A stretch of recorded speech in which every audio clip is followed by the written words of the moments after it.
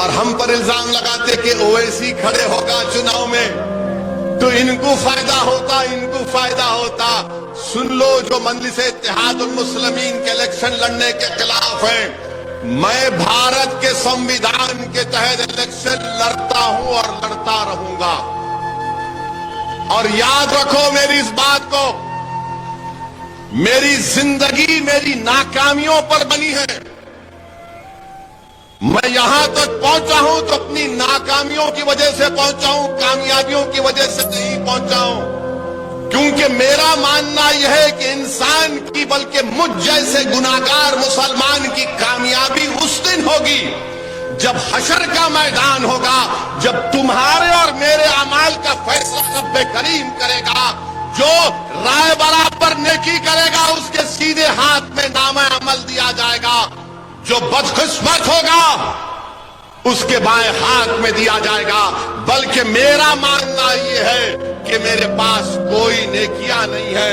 اگر اللہ مجھے بخشے گا جو غفور الرحیم ہے تو رسول اللہ صلی اللہ علیہ وسلم کی شفاعت مجھے بخشائے گی، میرے اعمال مجھے نہیں بخشائے گی. اور جو لوگ الزام لگاتے ہیں مجھ پر، میں تم کو اللہ کے حوالے کرتا ہوں. لگاؤ کتنا الزام لگاتے، تم زندگی بھر لگاؤ مجھ پر الزام، مگر میرے قدم ڈگمگانے والے نہیں ہیں. الیکشن لڑوں گا، ایک لڑوں گا، ہاروں گا، پھر لڑوں گا. زندگی کی جب تک اللہ زندگی میں ان سانسوں کو برقرار رکھے گا، مجلس کا سپاہی جب تک اللہ رکھے گا، میں الیکشن لڑوں گا، میرے ساتھی الیکشن لڑیں گے.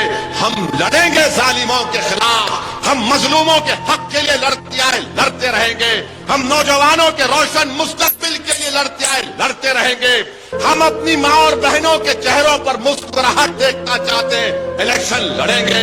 ہم اپنے گھروں میں اپنی بیٹیوں کی ہنسی کی آواز سننا چاہتے ہیں، لڑیں گے.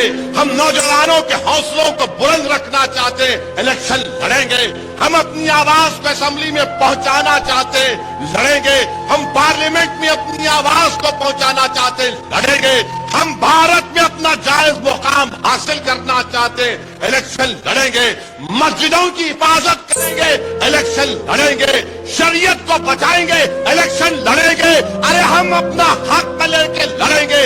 لڑنے سے حق ملتا ہے، کوئی کمزور رہے گا تو حق نہیں ملتا اس کو. یقیناً بی جے پی کو ہرانا ہے. ہم بھی نہیں چاہتے کہ 24 میں دوبارہ اس وطن عزیز کا وزیر اعظم نریندر مودی بنے. اگر کوئی ہم سے بات چیت چاہتا ہے آؤ بات کریں گے، مگر وہ بولیں گے تیرے سے بات نہیں کریں گے، تو بس خاموش بیٹھ جا. میں خاموش نہیں بیٹھ سکتا ہوں. خاموش بیٹھنا میری فطرت میں نہیں ہے. میرے ماں نے، میرے باپ نے مجھے کہہ کر پالا پوسا کہ چاہے کچھ بھی ہو جائے اسد، تو لڑتا رہے، پکارتا رہے، اپنے حق کے لیے لڑتا رہے. میں اپنی ماں کو شرمندہ نہیں کر سکتا. میں اپنے مرحوم والد کو دیا ہوا وعدہ اس سے مکر نہیں سکتا. موت مجھے خاموش کر سکتی ہے. تم گولی چلاؤ یا کچھ بھی کر دو، مگر جب تک رب کریم اپنے حبیب کے صدقے میں اویسی کو زندہ رکھے گا، میں لڑتا رہوں گا. مصائب اور مشکلات کے طوفان سے گزروں گا. تم نے ایک مرتبہ میری گاڑی پر 6 گولیاں چلائی، دوبارہ چلاؤ پیارے. میں تیار ہوں، اس غریب اور مظلوم قوم کے لیے مرنے کو تیار ہوں. تم چلاؤ گولی، کتنی گولی چلاؤ گے؟ تمہاری گولیاں ختم ہو جائے گی، مگر انشاءاللہ تعالی میں موت سے ڈرنے والا نہیں.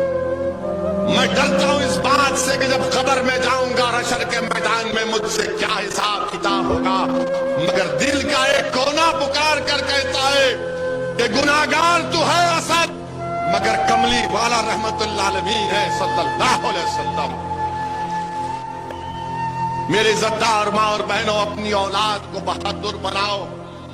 دین سے اپنے رشتے کو مضبوط رکھو، دین سے رشتے کو مضبوط رکھو. حجاب پہنیں گے، برقع پہنیں گے، چادر پہنیں گے. کسی ظالم حکومت کے فیصلے پر ہم اپنے دین سے دستبردار نہیں ہوں گے. تمہارے ظلم سے ہم اپنے دین سے دستبردار نہیں ہوں گے. میری شناخت اگر ہے، میری پہچان ہے تو میری دین سے، میری نسبت جو نبی کریم صلی اللہ علیہ وسلم سے ہے وہی تو میری پہچان ہے، اگر وہ نہیں تو پھر کیا ہے میرے پاس بتاؤ؟